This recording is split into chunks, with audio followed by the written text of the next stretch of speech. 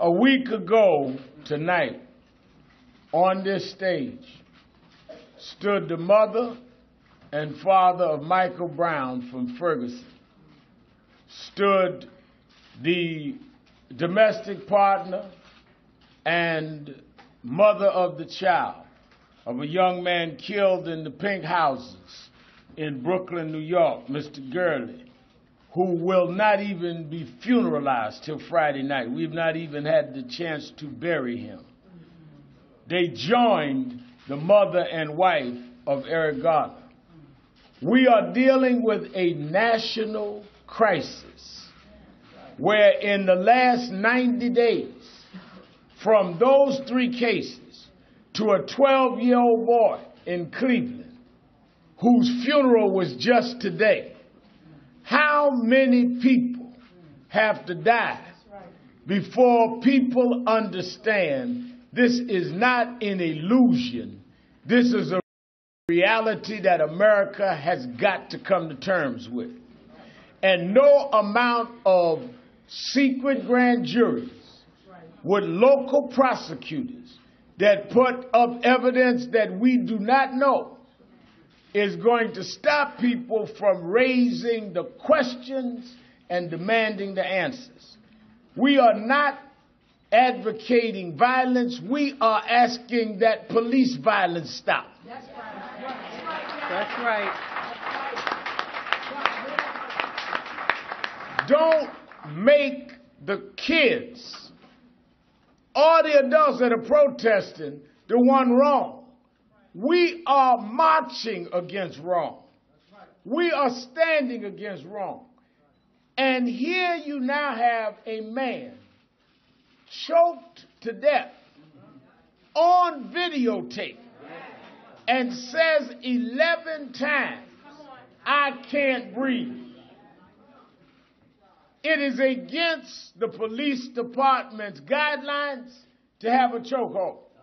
It is against the law to have excessive force. But if you are choking a man who is down with other police helping and hovering over him, even if the guidelines don't kick in your mind, even if the law don't kick on your mind, after 11 times of "I can't breathe," when does your humanity kick in?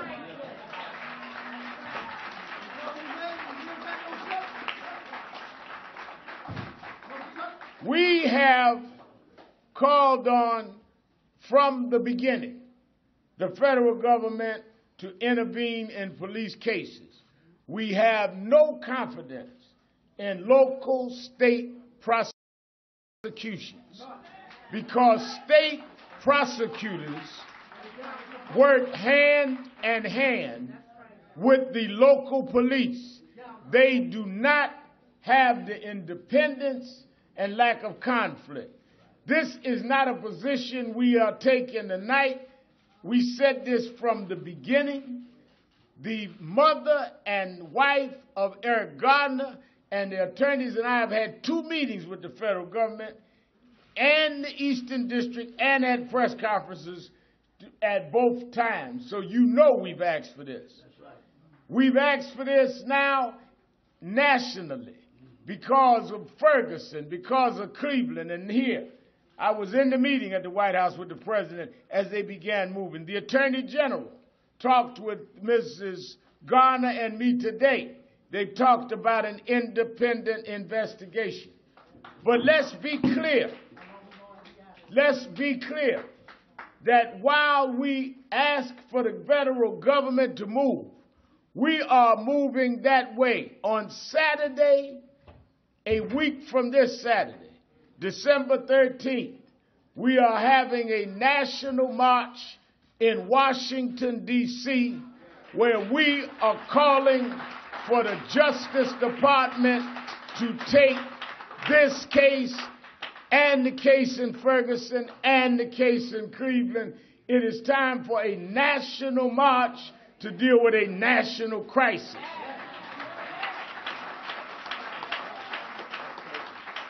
Why a national march? Because if we cannot be put around like social hamsters. 1 minute Ferguson, next minute New York, next minute Cleveland. No, we're going to bring Ferguson, Cleveland, and all of New York to the nation's capital to say enough is enough.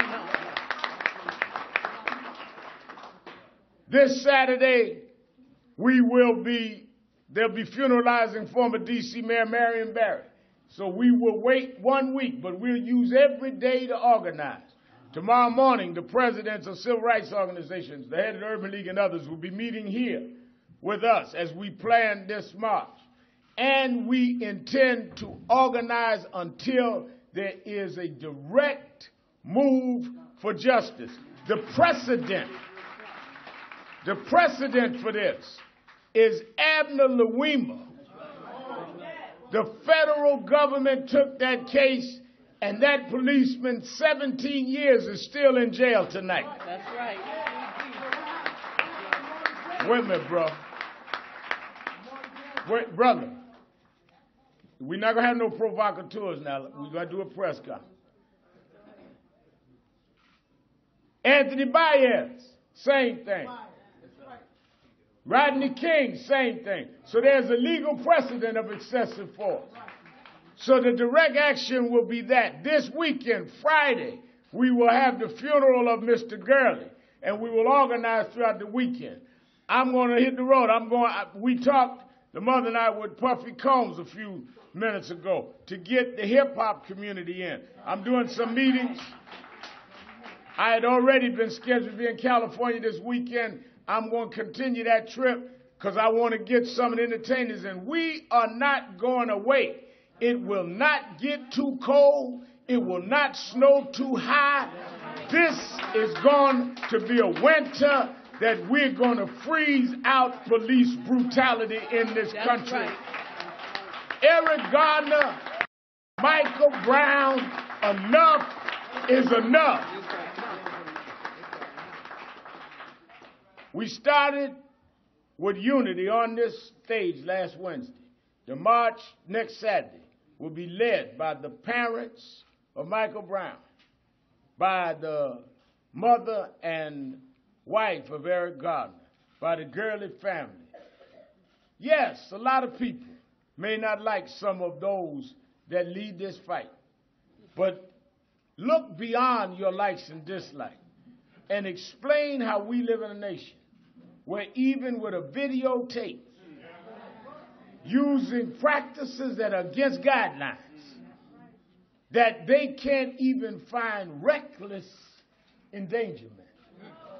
That's why state grand juries are not something that we can put any faith in. But we have no choice but to keep on fighting, because it could be your child or mine. The question is not, will we continue? We must continue. And I hasten to add, there are many from different philosophies and different politics, different religions. The families have all said that all of our protests, we want to not have violence or inflict pain on others. You take away the dignity and you give the wrong depiction of the deceased. Eric Garner was not doing anything violent. Michael Brown was not doing anything violent. That 12-year-old kid was playing with a toy gun, something we all did. This young man in Brooklyn, Gurley, was coming down the stairs that were dark. They were dark because the city didn't fit the lights, and the elevator didn't work. So don't act like these are looters and thugs. There are some that take advantage of protests. They're not the protesters.